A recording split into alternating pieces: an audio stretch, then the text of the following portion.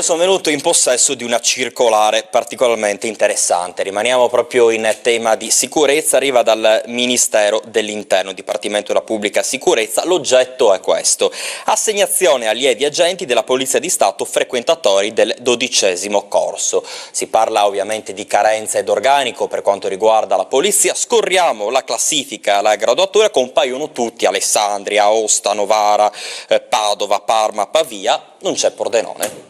Raffaele Padrone, cosa succede? Ci hanno preso per i fondelli? Ben ritrovati. Purtroppo sì, facciamo una correzione perché chi segue, 12°, 13° è il 200° corso, quindi è quello che dovrà sfornare circa 1200 nuovi allievi agenti il 13 di febbraio.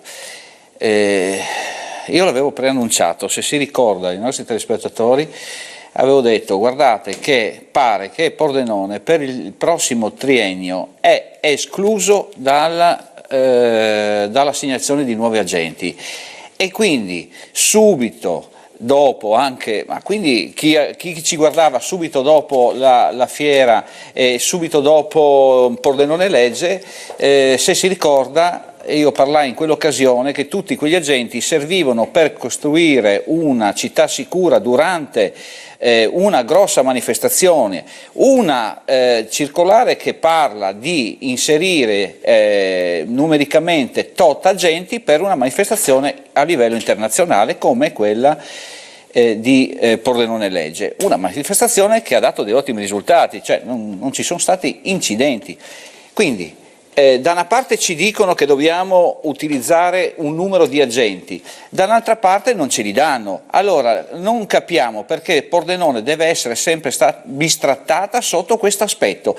C'è presente, saranno assegnati a Udine, saranno assegnati a Trieste, saranno assegnati a Belluno, saranno assegnati in Veneto, a Treviso, a Venezia, comprese tutte le altre città d'Italia. Pordenone esclusa, ve l'avevo detto, l'avevo preannunciato. Guardate che però non cantiamo vittoria quando arrivano questi 15 agenti, perché subito dopo io parlai di 17 che se ne erano andati ed era il valore -2. Adesso se ne vanno via 23 più 2 funzionari, fate il conto voi. Ok, però dottor Padrone, a questo punto la colpa di chi è? Perché è giusto anche fare nomi e cognomi talvolta. Lei magari non li farà perché giustamente si trova allora, in una posizione borderline. Però di chi è colpa? Della politica? È colpa delle istituzioni? È colpa della questura? Di chi è colpa? Allora, se tutti hanno e Pordenone non ha. Ecco, io l'ho detto più volte, è colpa sicuramente della politica. Abbiamo fior di personaggi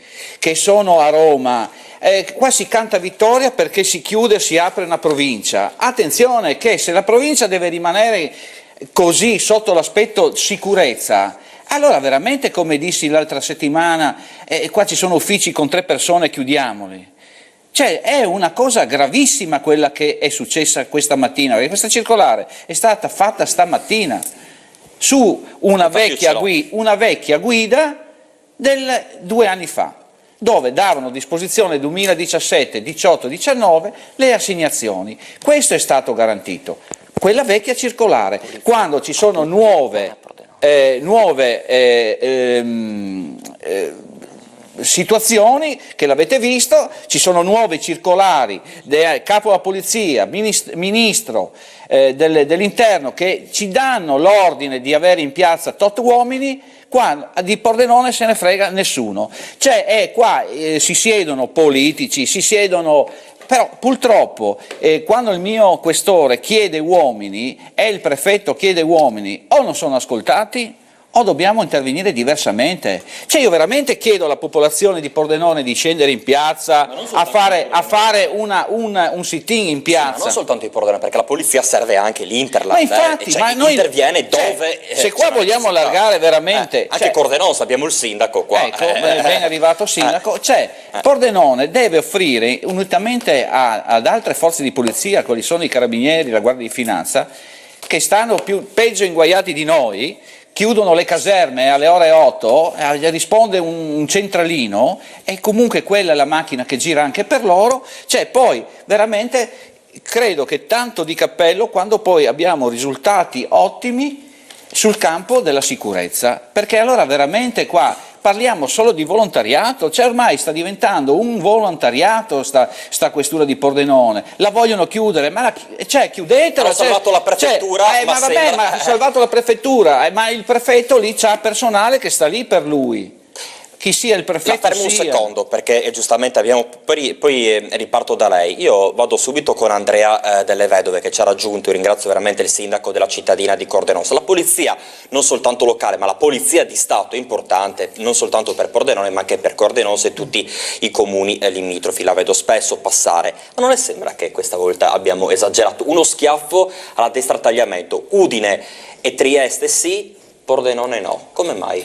È una cosa scontata purtroppo quello che è successo. Quando si cancella un nome, una provincia, non è che si cancella appunto solo un nome, si cancella tutto quello che c'è dietro. Il peso politico di una provincia che non c'è più chiaramente viene a mancare. Quando si parla di Udine e di Trieste si parla di realtà che hanno ancora una collocazione territoriale, che hanno ancora una rappresentatività, hanno i politici del caso che vanno eventualmente a porre il problema nelle sedi opportune. Noi non abbiamo più rappresentatività, noi siamo stati azzerati, questa provincia non funzionava solo per quello che riguarda appunto la gestione del territorio, infrastrutture, manutenzione di strade, ma anche per quello che riguarda la politica generale, ed è per questo che noi ci si era battuti per limitare questa sciagurata riforma degli enti locali portata avanti in primis dalla regione nella gestione precedente chiaramente, e attraverso la Deborah Serracchiani ha svilito completamente un territorio e depotenziato di tutto quello che è l'aspetto proprio politico e di peso. Però sindaco, nazionale. adesso a Roma abbiamo parlamentari onorevoli, abbiamo un sottosegretario di Stato che ci dovrebbero rappresentare. Cosa stanno facendo allora a questo punto, al di là delle province o altro che non ci sono più? A questo punto dovremo... bisogna interrogarci, perché se abbiamo rappresentanti di Fratelli d'Italia, di Forza Italia, di 5 Stelle, un sottosegretario di Stato che è della Lega, e qua non arrivano agenti, nonostante ci siano, nonostante appunto padrone ci siano delle direttore, anche perché quello che ho detto prima, mentre il sindaco ancora non era presente, hanno rispettato ciò che era stato già decretato 2 anni fa, quindi no con questo governo. Questo governo avrebbe dovuto dire, aspetta, non questo governo perché non sanno neanche dov'è Pordenone, ma i nostri rappresentanti avrebbero dovuto dire, qui vi state dimenticando di una città, di una provincia, tra virgolette provincia, che è importante, che è già a zero. Questo è il problema, e grazie al direttore che ha fatto emergere questa cosa, perché oggi il ministro ha detto che assumerà 10.000 uomini, ma se non, questi 10.000, di questi 10.000 che verranno assunti, uno non arriva a Pordenone, almeno, ma sa che qua siamo sotto da qua a 5 anni perderemo 100 uomini. Allora, se vogliono chiudere, chiudete. Sindaco. Diciamo che per quel che riguarda almeno quello che è stato detto, e io alle promesse di questo governo nazionale credo, chiaramente la volontà è proprio di potenziare e di investire su servizio di polizia, carabinieri, vigili del fuoco, tutti questi organismi e questi organi che praticamente stanno andando in sofferenza appunto per l'aumentare dell'età pensionabile, che chiaramente prima o poi porterà a ridurre le forze, ma chiaramente se non si fanno bandi, se non si fanno situazioni di rimpinguamento delle fila, la situazione è grave. Ma per quello che riguarda proprio il nostro territorio, cogliamo l'occasione appunto, attraverso anche quello che ho sentito questa sera, di farsi portavoci proprio attraverso, visto che abbiamo dei rappresentanti autorevoli in regione che hanno il filo diretto con Roma, di questo problema. Quindi portiamolo all'attenzione. Io sono arrivato questa sera con altri argomenti, però mi sono inserito volentieri in una tematica. Perché sindaco, io credo che sia molto importante. Guardi, le do un altro numero. Quindi, allora, questa è una circolare del ministro e del capo della polizia, e sicuramente glielo dico in anticipo, queste città sono e queste non saranno modificabili.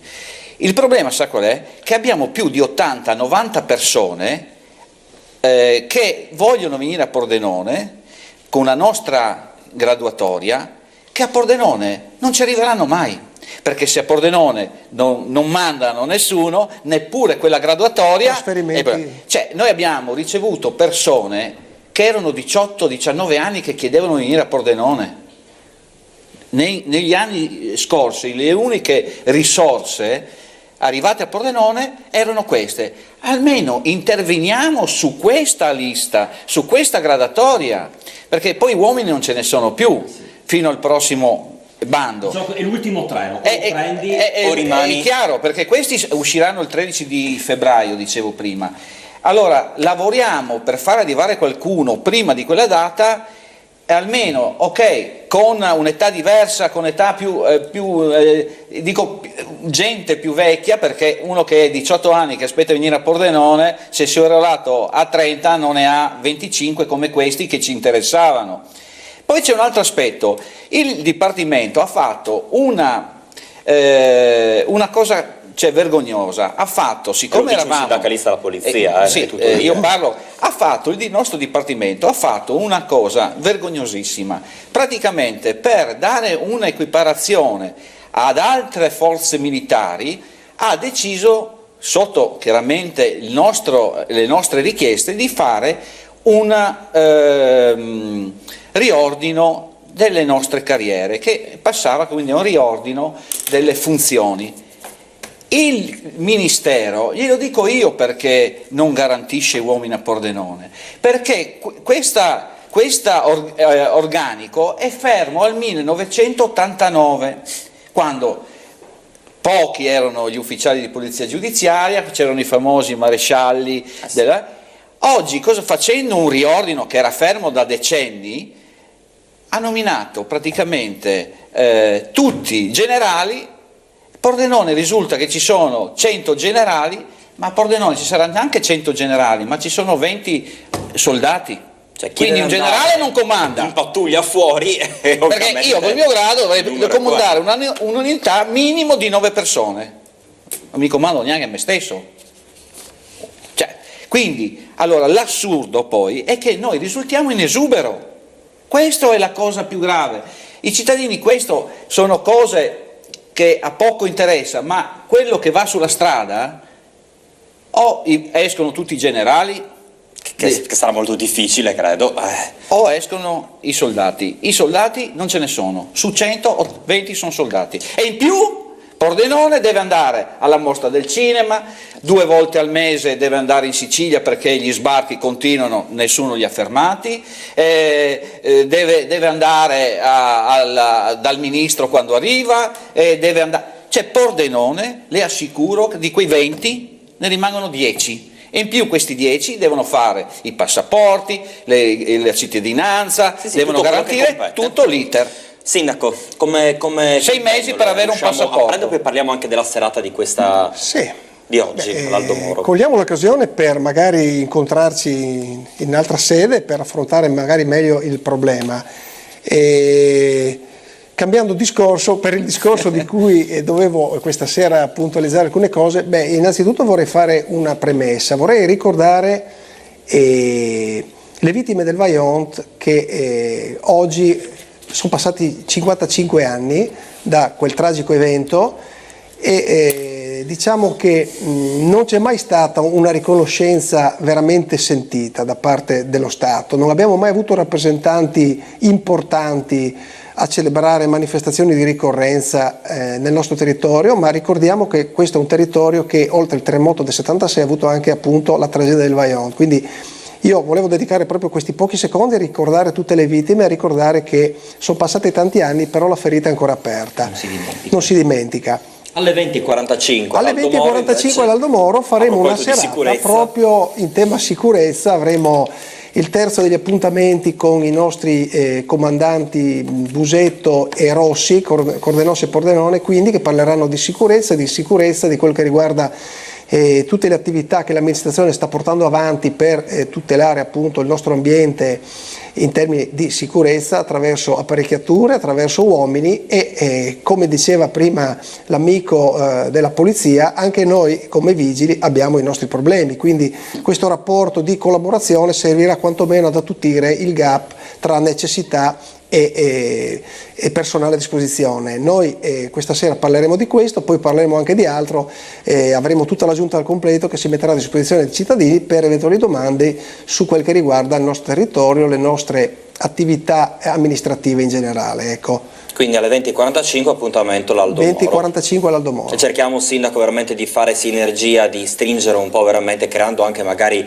una sinergia con Raffaele Padrone e col sindacato per far sentire la nostra voce nei confronti appunto delle autorità che veramente hanno il compito di garantire la sicurezza e più uomini alla questura. Ci sentiamo proprio particolarmente vicini alle forze dell'ordine perché sappiamo benissimo in che condizioni stanno lavorando. Io ringrazio Raffaele Padrone, vice segretario nazionale della FSP Polizia di Stato, e Andrea Delle Vedove, sindaco di Cordenò. Ci vedremo sicuramente nelle prossime edizioni. Grazie ancora per essere stati in nostra compagnia. Tentato furto aggravato a Polcenigo, i carabinieri arrestano un 38enne.